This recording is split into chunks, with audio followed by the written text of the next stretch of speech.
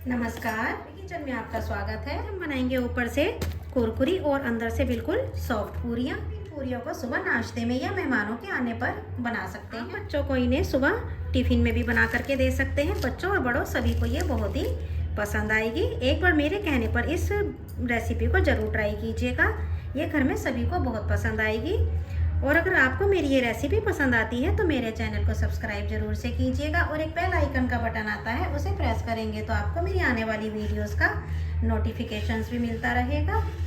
तो आइए झटपट से रेसिपी को शुरू कर लेते हैं। ये मैंने 250 ग्राम के पालक के पत्ते तोड़ करके लिए हैं। अगर नरम मुलायम डंडियाँ हैं तो आप डंडियों को भी ले सकते हैं। इन्हें मैंने अच्छी तरह पानी से 2-3 बार वॉश करके लिया है। अब हम बाउल के अंदर गर्म पानी को डाल देंगे। अगर हम पालक को पानी के अंदर डाल के बॉईल करते हैं तो उससे उसके सारे न्यूट्रिएंट्स निकल जाते हैं, तो इसलिए हम इस तरह से इसको गर्म पानी में डाल करके ब्लांच कर लेते हैं। और इसके अंदर पालक को हमें 2 से 3 मिनट के लिए रहने देना है। 2 से 3 मिनट हो चुके हैं, पालक नरम मुलायम हो चुका है, तो अब इसे हम पानी में से निकाल लेते हैं। और पानी में से निकाल करके हमें इन्हें ठंडा कर लेना है। पालक के ठंडा हो जाने के बाद अब हम एक मिक्सी का जार लेंगे और इस जार के अंदर हमें पालक को ट्रांसफ़र कर लेना है। अब इसके अंदर हम कुछ टुकड़े अदरक के डालेंगे। आप चाहें तो इसके अंदर लहसुन भी डाल सकते हैं। और ये 2 हरी मिर्च को मोटा मोटा काट के डाल देंगे। अब इसके अंदर हम कुछ मसाले मिला लेते हैं। ये आधा चम्मच सौंफ डालेंगे, इससे फ्लेवर बहुत अच्छा आएगा। आधा चम्मच जीरा डालेंगे। इसके अंदर यहीं पर सूजी डाल देते हैं। हम इसके अंदर 2 बड़े चम्मच सूजी डालेंगे। हम सूजी को यहीं पर डाल रहे हैं, नहीं तो बाद में डालेंगे तो हमें आटे के डो को रेस्ट पर ज़्यादा देर रखना पड़ता है। अब इसी टाइम डाल देते हैं तो हमें आटे के डो को ज़्यादा देर के लिए रेस्ट पर नहीं रखना पड़ेगा। और सबसे आखिर में हम इसके अंदर ये धनिया की पत्तियाँ डाल देते हैं। ये ज़रूर डालिएगा, इससे इसका फ्लेवर बहुत अच्छा आता है। अब हम 2 से 3 चम्मच यहाँ पर पानी डाल देंगे। अगर आप सूजी इस स्टेज पर डाल रहे हैं तो आप इसके अंदर पानी डालिए। अगर आप सूजी नहीं डाल रहे हैं तो आप पानी को स्किप कर सकते हैं। अब हम इसको बारीक पीस लेते हैं। पालक हमारा बारीक पीस करके तैयार है। अब इसे हम किसी बर्तन में कर लेंगे। जिसमें आपको डो तैयार करना है आप वह बर्तन ले लीजिए। मैं इसके अंदर इसको ट्रांसफ़र कर लूँगी। हमें इसके अंदर और पानी नहीं डालना है, बस हमें इसको इसमें से अच्छी तरह से निकाल लेना है। अब हम इसके अंदर स्वाद अनुसार नमक डालेंगे और थोड़ा सा इसके अंदर हम लाल मिर्च भी डालेंगे। आप लाल मिर्च को स्किप भी कर सकते हैं और हरी मिर्च की क्वांटिटी को बढ़ा सकते हैं। अब हम इसके अंदर ये आधी चम्मच अजवाइन डालेंगे। इसको हमें हाथों से क्रश करके डालना है, इससे खुशबू और फ्लेवर दोनों अच्छा आता है। अब हम इसके अंदर आटा डाल लेते हैं। ये गेहूँ का आटा है। पहले हम इसके अंदर 1 बाउल आटा डालेंगे। आटा हमें एकदम से ज़्यादा नहीं डालना है। अब हम इसको हाथों के हेल्प से अच्छी तरह से मिक्स करेंगे और इसका हमें मिलाते हुए एक सॉफ्ट डो तैयार कर लेना है।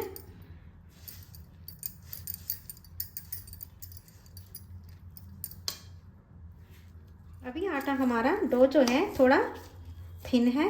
अभी इसके अंदर हम थोड़ा सा सूखा आटा और मिला लेते हैं। अगर आपको ये रेसिपी पसंद आती है तो मेरे चैनल को सब्सक्राइब ज़रूर से कीजिएगा। अब हम इसको अच्छी तरह से मिक्स करते हुए एक सॉफ्ट सा डो तैयार कर लेते हैं। हमारा सॉफ्ट डो बनके तैयार है। इसे हम 2 से 3 मिनट के लिए रेस्ट पर रख देते हैं, क्योंकि आटे को भी हमें रेस्ट पर रखना होता है। इतने हमारा डो रेस्ट कर रहा है, इतने हम तेल गर्म होना रख देते हैं।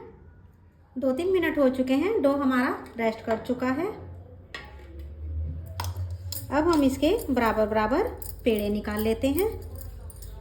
पहले हम इसको 2 पार्ट्स में डिवाइड कर लेंगे, जिससे ये आराम से पेड़े इसके निकल जाते हैं। अब हम इसके बराबर बराबर पेड़े काट लेते हैं।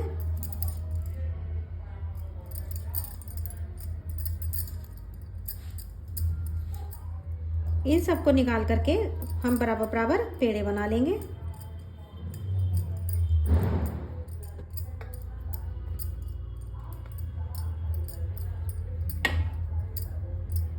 अब हम एक इसमें से पेड़ा लेंगे और उसकी हमें लोई बना लेनी है।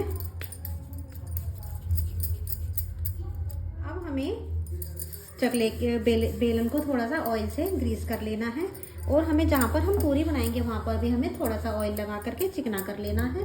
अब हमें लोई को यहाँ पर रख करके हल्के हाथों से इसको बेल लेना है। इसको हमें ज़्यादा पतला नहीं बेलना है, जैसे हम रोटी बनाते हैं उससे थोड़ा सा हमें इसको मोटा रखना है।